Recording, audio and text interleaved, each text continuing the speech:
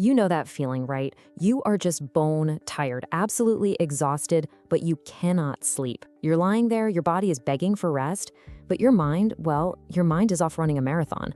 It is one of the most maddening feelings in the world, and if you've been there, you know exactly what I'm talking about. And this quote just hits the nail on the head, doesn't it?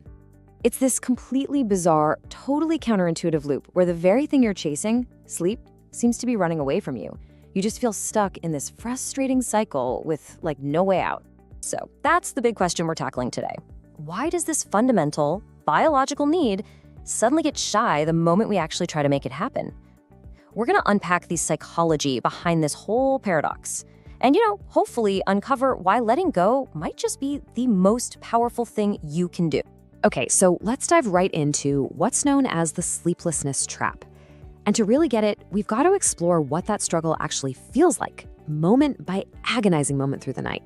It usually starts something like this. You just jolt awake, and what's the first impulse? Yep, check the time.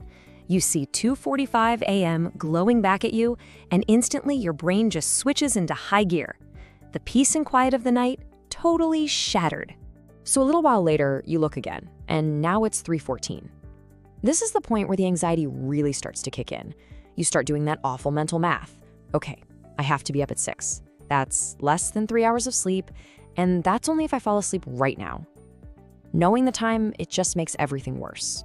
And then comes the final insult. 5:25 a.m. You can hear the birds starting to chirp, you know the sun is about to come up, and with it comes this crushing weight of the day ahead. The panic is so real, and it feels like the battle is just lost. You see, this nightly battle is basically a tug of war.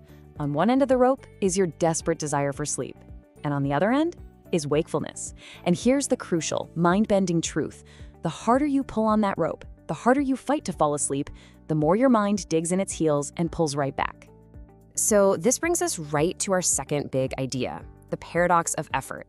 Why does trying so hard at this one thing backfire so dramatically? Well, the answer is in this really fascinating quirk of how our brains are wired. Just think about it for a second. In pretty much every other part of life, effort equals results. You study harder, you get a better grade. You train harder, you run a faster marathon. You work harder on a project, you get it done. But sleep, as you can see here, sleep is the one bizarre exception to a rule we live our entire lives by. It's wild. Psychologists have a name for this. It's called ironic process theory. You've probably heard of it as the don't think of a pink elephant problem. The second you tell your brain not to do something, it has to keep checking in to see if it's doing it, which of course brings that very thought to the front of your mind. So I must sleep turns into the question, am I sleeping yet? And that's a question that guarantees you are not. So what's really happening here is when you start treating being awake as a problem you have to solve, your brain actually interprets it as a threat. It flips on your body's fight or flight system, and that floods you with adrenaline and alertness, creating this state of hyperarousal. You're accidentally telling your brain that it's in danger at the exact moment it needs to feel safe enough to rest.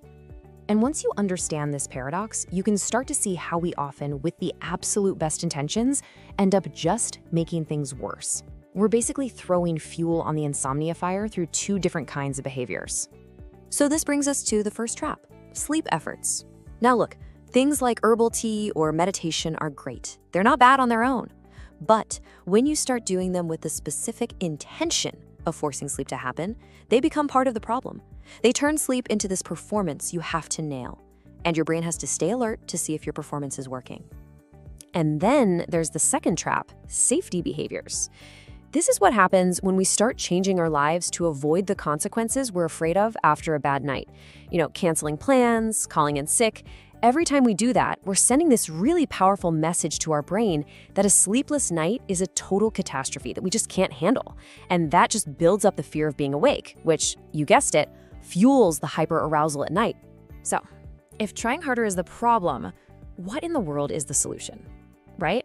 This is where we have to take a completely different road, and it's one that's going to feel totally wrong at first. The answer is to let go of the rope. That's it. The solution isn't about finding some new, better trick to force sleep. It's about abandoning the effort completely.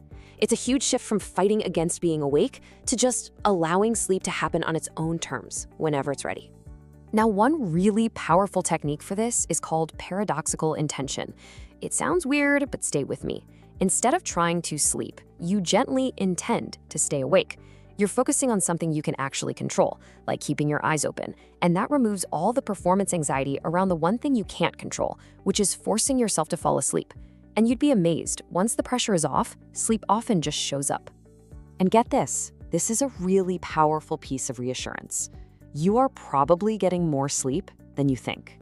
There's a recognized condition for this. It's called paradoxical insomnia. Because your mind is so revved up and hyper-aroused, you can actually drift in and out of light sleep all night without ever feeling like you were truly resting. So that fear of getting zero sleep, a lot of the time, it's just a misperception that's being fueled by all that anxiety.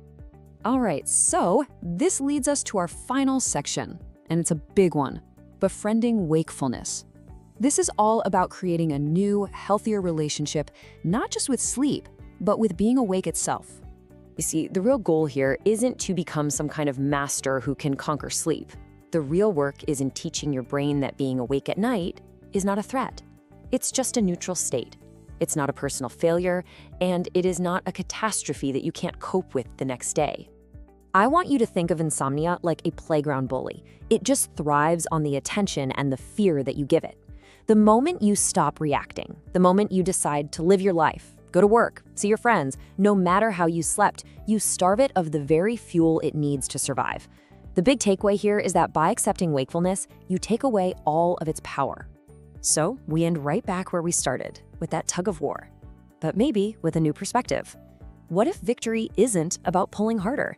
What if real strength and real peace comes from just opening your hands and letting go of the rope entirely?